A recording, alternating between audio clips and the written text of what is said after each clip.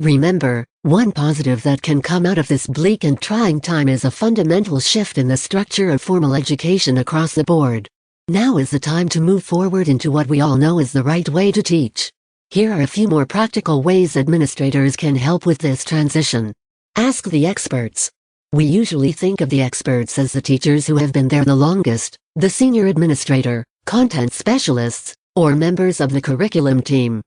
In the world of innovative teaching strategies and virtual learning, though, consider broadening your scope to also look for experts in unexpected places, like some of the newest members of the staff. Many teachers are coming out of education training programs with fresh, innovative ideas. Many have bold ideas, and some have even been experimenting with a form of blended learning behind their classroom doors, even if their lesson plans don't reflect it. Reach out to them and invite them to be part of the conversation. Cultivate new experts. This transition is going to be difficult for most teachers. Many have gotten through the last couple of months holding on to the hope that it is just temporary.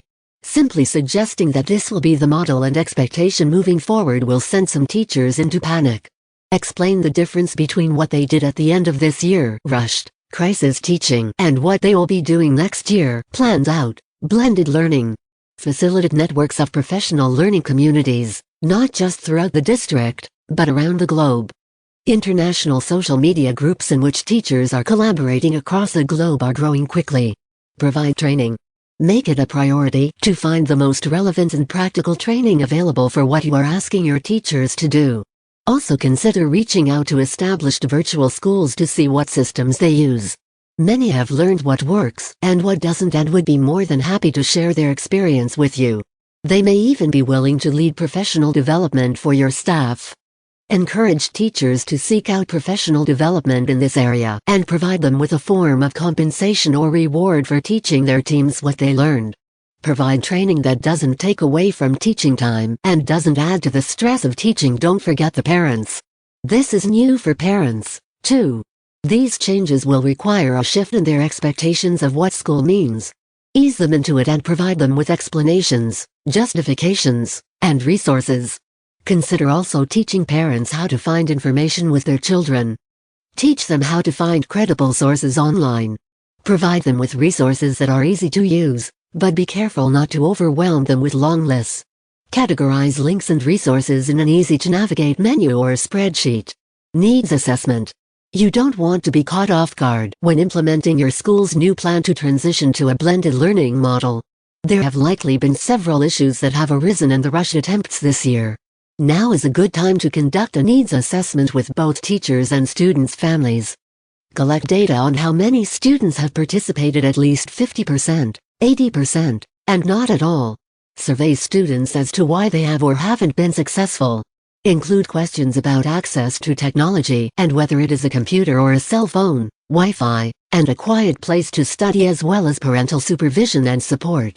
This information will be very important in determining what you as a school will need to provide students in order to make your plan equitable. Your school may need to invest in Chromebooks and Wi-Fi hotspots that can be checked out. You may even have to create a workspace on campus for students to gather with appropriate social distancing requirements in which to work on the at-home days, complete with a room monitor present. Students with specific learning disabilities or physical impairments may also need extra help or support. Closing. The bottom line is that our teachers were told with almost no learning that they were going from the world of education as they'd always known to fully online instruction.